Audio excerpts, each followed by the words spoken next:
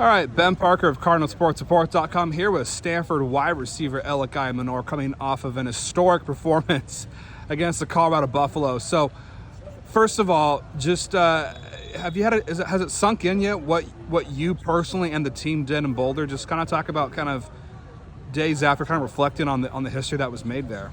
Yeah, I think after Sunday we watched back the film, we seen what we did right, we seen what we did wrong, and then we just honestly moved on to our next opponent. We have UCLA this Saturday, and I think that's at the forefront of our minds now. I think our performances of the past don't matter anymore. We're just trying to move forward and keep progressing, really.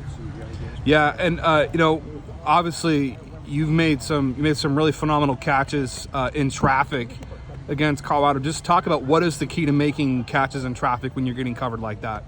Honestly, it's just focus. There's a lot of times you can be thinking about like after the catch or what you're doing before the catch, but it's really about being locked into the moment that you're in and worrying about what comes after when it comes.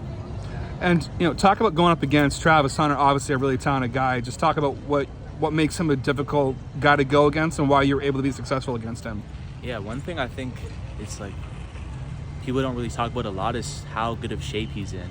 Like that game, I was dog tired, and he was playing like double the snaps of me, if not more. And just to see that he was consistently putting his best effort out there showed me how hard he trains and how good a shape he's in.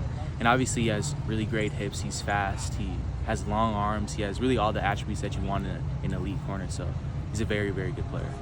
And talk about what you saw from Ashton on Friday. Just what was he doing well to get you the ball in the right spots? Yeah, Ashton was delivering a lot of balls while under pressure, which looking back on the film, like I don't get to see that while I'm in the game. But when you watch it back, you see like as soon as he's throwing it, he's getting hit and he's still delivering these really accurate balls and allowing us chances to catch the ball. And it's really great to have a quarterback that can do that. And honestly, it's not surprising. He's been doing that all through summer and up and through camp. And kind of shifting gears here to UCLA, just talk about what you know about their defense and what's the key to you guys having success against our secondary. Yeah, I mean, obviously they have a really good pass rush. They have number 15, I believe. They have number 11.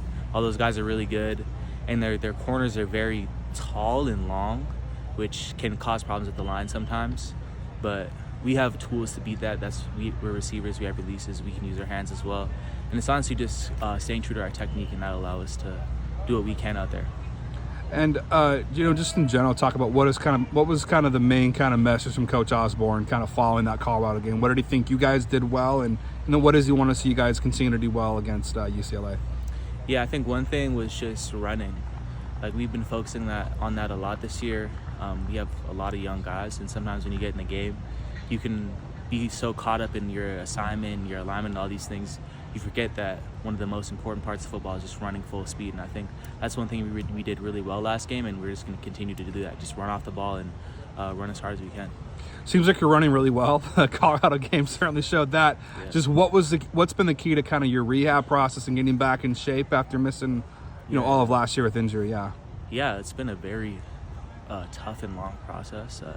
I tore my ACL, MCL, and meniscus, and had surgery on my meniscus and ACL. And I think just like trusting in what the strength staff had for me and what the medical staff had for me was like the key part. I think sometimes you can get too eager and want to push yourself more than your body's ready for. But having those people around you and trusting them is like the key in coming back in that process.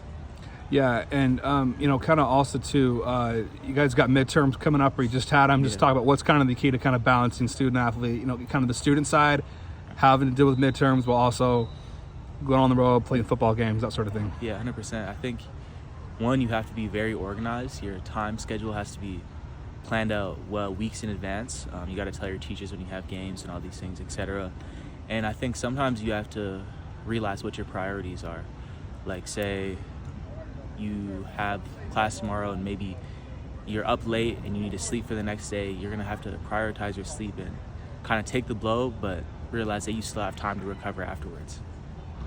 Cool. And also to just kind of talk about the reaction you guys got from other athletes on campus and classmates about the win on Friday. Just a reaction from campus. Yeah. It was great. I mean, everybody was super happy. I think whenever the football team is winning, we have a really supportive fans, and we have really supportive fellow athletes. And I think it's great to show that, because we have very, very elite athletes. Like our swimming team's elite, our water polo team's elite, our women's basketball team is elite. Honestly, like every other sport is very, very elite. And I think that we want to be just as, if not more elite than them in the future. And I think this was a very good step into getting towards that. Yeah, and just kind of on that, what is the key to kind of, I mean, you've already kind of touched on this, we move on to next week, but after having such an emotional victory like you guys did, what is the key to, you know, building on that and not letting that kind of carry over into like a hangover kind of effect? Yeah, I mean, you just come back and do your job the same way you did it last time. I think I've said this before, it's not very complicated. You just do your job, and when everybody else does their job, there's no like real emotions involved in it. You're just doing what the coaches ask of you, and you trust in their scheme, and our coaches are awesome. So when we trust in our scheme, good things always happen. You had a Sports Center top 10 level catch in the double overtime. Just how fun is it to have a catch like that and kind of see yourself circulating on social media and everything? I mean, that's got to be fun to kind of be like the talk of Sports Center for like a day or so. Yeah, it's got to sure. be. You know, it's definitely enjoyable, and it's good to see hear from people back home. I think that's like the most enjoyable thing, just to get the support from back in Canada. Yeah, I mean, it's very great, obviously. And how much fun do you touch on Canada, but how fun is it to have a lot more people now maybe know where Medicine Hat, Alberta is located? Yeah. I mean, they probably still don't know where exactly it is, but it's good to just show that people from anywhere can play very high-level sports. It's more about your mentality than where exactly you're from.